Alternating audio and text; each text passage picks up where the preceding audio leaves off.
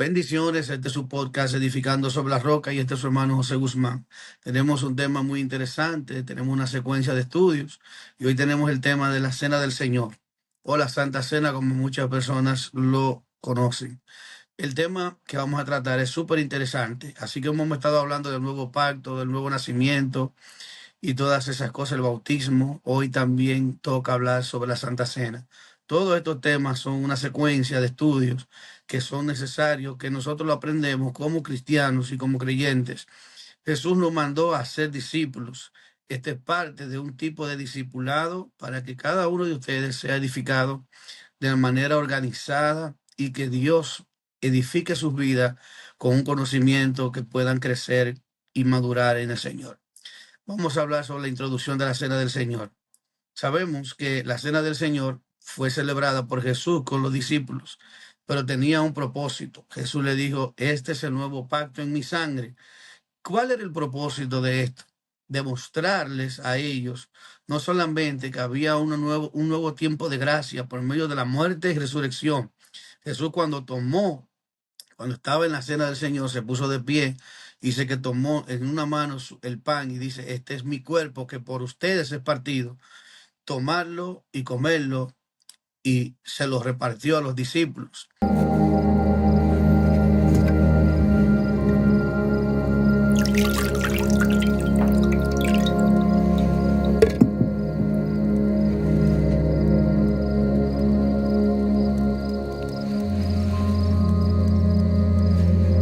Tomad esto y repartidlo entre vosotros, porque os digo que no beberé más del fruto de la vid hasta que el reino de Dios venga.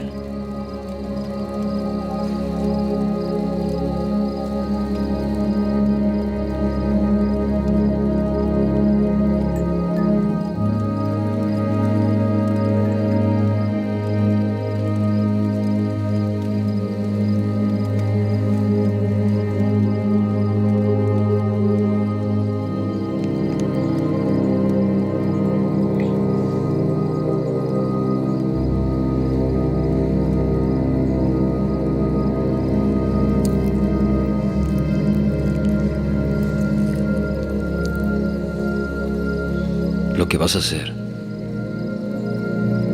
hazlo pronto.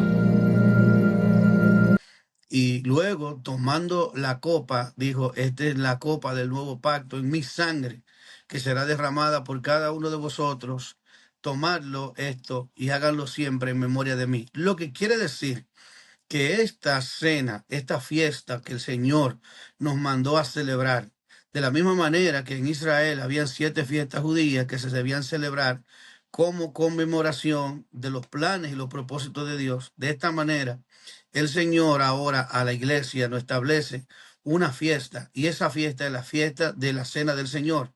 ¿Por qué habla de fiesta? Porque es algo que se debe de celebrar y que debemos de disfrutar, lo que debemos de gozarnos, pero a la vez el Señor quiere que nosotros lo hagamos de manera solemne, recordando el propósito de su muerte y la resurrección, ya que Jesús padeció por nuestros pecados, murió, ¿verdad? De manera terrible, fue crucificado, fue latigado, como dice en Isaías 53, dice que no, como que escondimos de él el rostro, dice que fue menospreciado, fue vituperado por nuestros pecados, porque Él tomó nuestro lugar en la cruz del Calvario.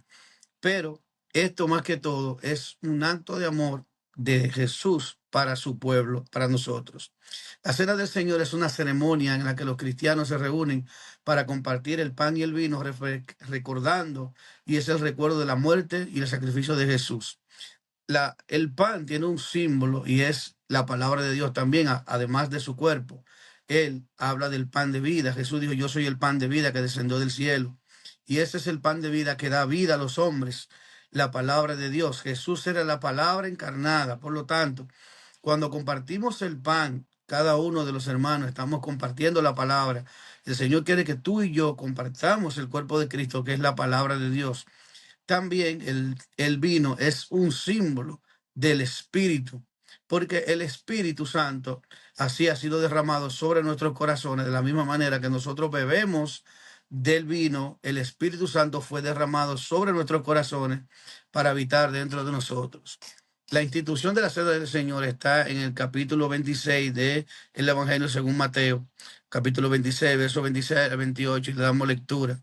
Durante la última cena, Jesús tomó pan y vino y los bendijo y dice: tomad, comed, este es mi cuerpo, bebed de ella todos, porque este es mi sangre del nuevo pacto, que derramada por cada uno de ustedes y por muchos para remisión de los pecados.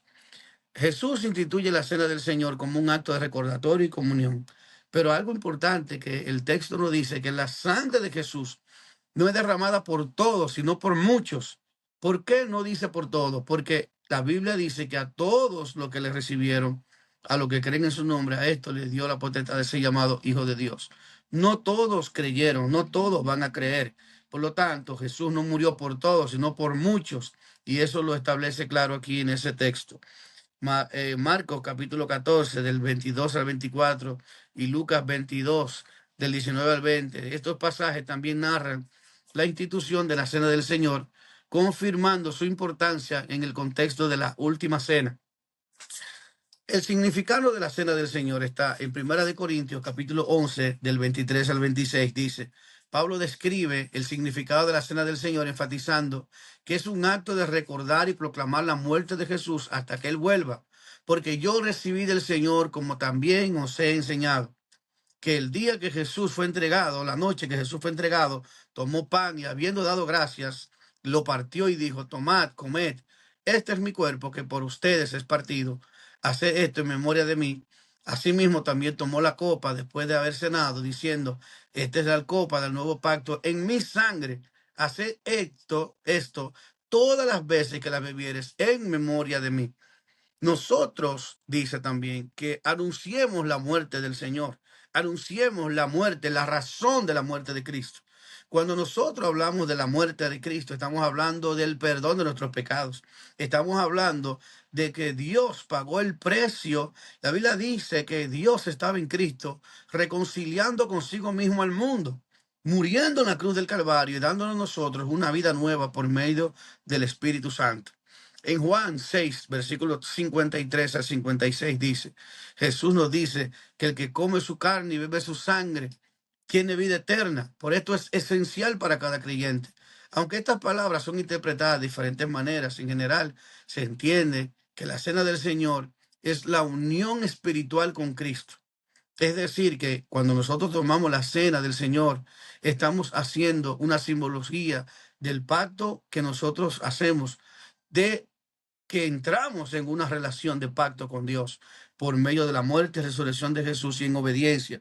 Por esto es necesario, como decíamos anteriormente, que luego de aceptar al Señor, inmediatamente las personas deben de tomar la decisión de bautizarse. Por eso Pedro decía: arrepiéntase y bautícese cada uno. Por eso el eunuco se bautizó inmediatamente, porque ahora él, siendo parte del cuerpo de Cristo, siendo parte del reino de Dios, por eso Jesús le dice a Nicodemo en Juan 3 del 5, le dice: el que no nace del agua y del espíritu no puede ver el reino de Dios. Y después le dice: el que no nace de nuevo no puede entrar al reino de los cielos.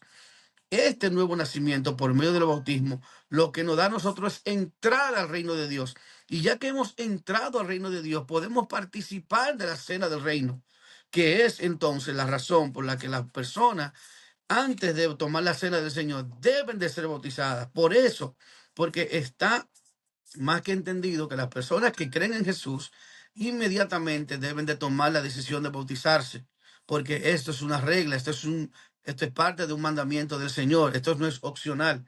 Si usted no se bautiza, usted no entra al reino de Dios, usted no puede ver el reino de Dios, tampoco puede comer de las cosas del reino, lo que quiere decir claramente que solo aquellos que han aceptado al Señor y han entrado al reino tienen la capacidad de ser bendecidos de las cosas que Dios nos da como parte del reino de Dios, y esa es la cena del Señor.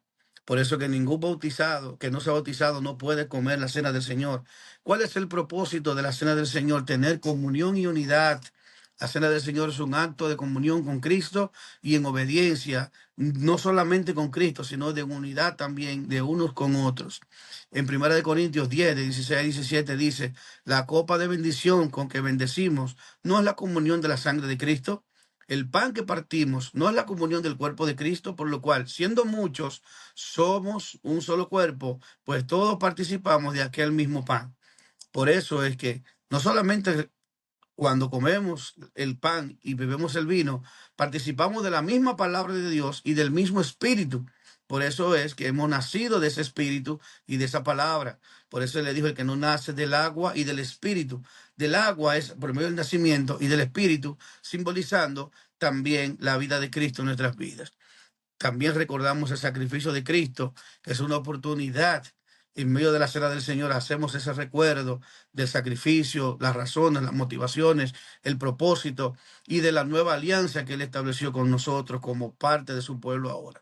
La cena del Señor en la iglesia primitiva lo podemos ver en algunos textos en el libro de los Hechos, capítulo 2, del 42 al 46. Dice: los primeros cristianos se reunían para partir el pan en las casas y orar, evidenciando que también era parte práctica de la cena del Señor en la vida de la primera iglesia, o la iglesia que inició en el principio de los tiempos.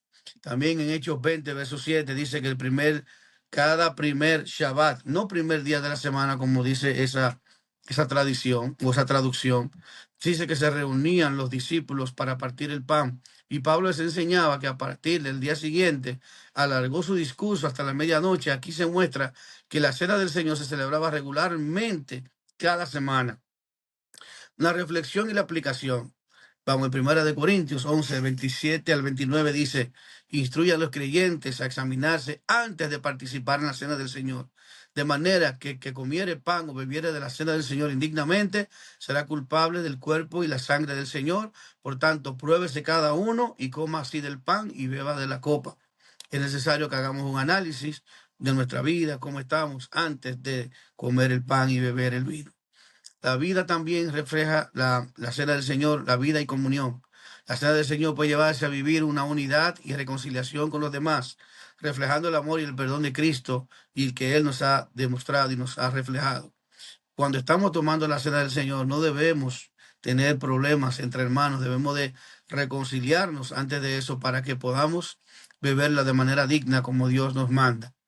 En conclusión, la cena del Señor es una práctica fundamental que nos recuerda la obra redentora de Jesucristo y nos invita a vivir una vida de comunión con Él y con los hermanos en la fe. Es un acto de adoración, de recordatorio, de festejación, de festejar y a la vez de reflexión.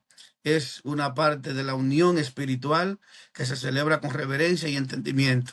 Amén. Así que si este estudio también ha sido de bendición para ustedes, te invito a que sigas profundizando. Esto no tiene el propósito de que tú te limites a este estudio, sino que queremos que tú te motives a seguir investigando, indagando, ya que estos temas son muy profundos y nosotros no podemos abarcarlo todo en un solo estudio, ya que queremos por lo menos poner la base para que cada uno de ustedes se motive a seguir estudiando y buscando más acerca de esta verdad.